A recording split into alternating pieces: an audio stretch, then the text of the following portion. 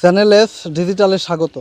আমি এই মুহূর্তে অবস্থান করছি বোয়ালমারী উপজেলার জয়নগর গ্রামে। জয়নগর গ্রামটি তালপাতার পাখার গ্রাম হিসেবে সুপরিচিত।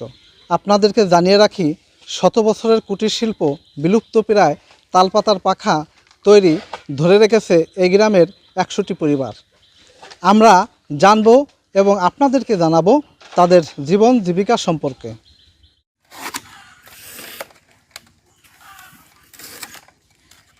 তালের পাতা ওই চটিরে আমার শ্বশুর হলো করে উঠোয়ে সরা উঠোয়ে রং করে পাখার গোল করে পাখা বান্ধি লাল সুতো দিয়ে। খুব কষ্ট হয় বানতে, বাজারে সেল দিয়ে আগের মতন চাহিদা নাই, পাখা বিক্রি হয় না, খুব কষ্টে সংসার ছিল আমাদের।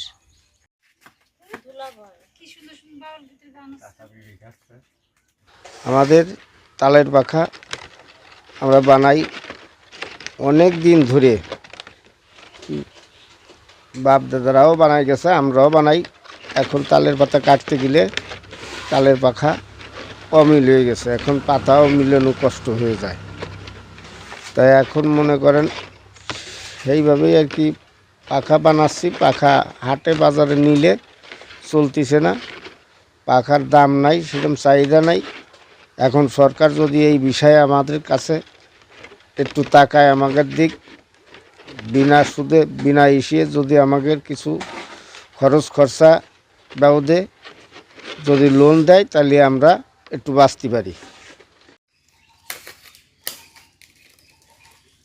আবদাদুল আমলের থেকে আমরা এই ব্যবসাটা করি। এখন তালের পাখা বেচা কিনা করে চাহিদা নাই, তারপরে তালের পাতাও সংগ্রহ করলে তালের পাতা পাওয়া যায় না। আমরা যদি কোনো সহজতা পাই তাহলে হয়। আমরা যে হারে সুদি টাকা নিয়ে আসি ঋণের পার, আমাদের সে টাকা ওঠে না, আমাকে সে কিস্তিগুলোও দেওয়া হয় না, কারণ পাখার চাহিদা নাই, পাখার দাম কম, পাতা সংগ্রহ করা যায় না। এগুলো করে টোরে সংসার আদি কোনো রকমও চলে না। যদি আমাদের কোনো সরকার যদি বিনা সুদে কোনো ঋণ প্রস্তাব দেয়, আমরা অবশ্যই সেই ঋণগুলো করার জন্যই আছি, কিন্তু আমরা তা পাই না। আমরা চেষ্টা করলেও সেগুলো পাই না। আমাদের যদি কোনো উপজেলাতে সহযোগিতা করে, তাহলে আমরা এই ব্যবসাটা ধরে সারা বাংলাদেশে বিক্রি করতে পারি। বিশ্বর বাজারেও আমরা এই জয়নগরে ক্যারশাল গ্রামের তালের পাখাগুলো চলাতে পারি। এই পাখাগুলোর দাম কমের কারণে আমরা মেলা ভোগান্তিতে আছি। দর্শক, জানতে পারলাম তালপাতা তৈরি পাখার আগের মতো বাজারে চাহিদা নেই, ফলে পরিবার পরিজন নিয়ে বছরের বেশিরভাগ সময়ই কাটে অভাব অনটনে। তাই তালপাতার পাখার কারিগরদের দাবি, সরকার যদি সঠিক প্রশিক্ষণ ও সহজ শর্তে ঋণ দেয়, তাহলে এই শিল্পকে দেশের গণ্ডি পেরিয়ে পৌঁছে দিতে পারবে বিশ্ববাজারেও। Mohammad Anwar Hossain, channel S.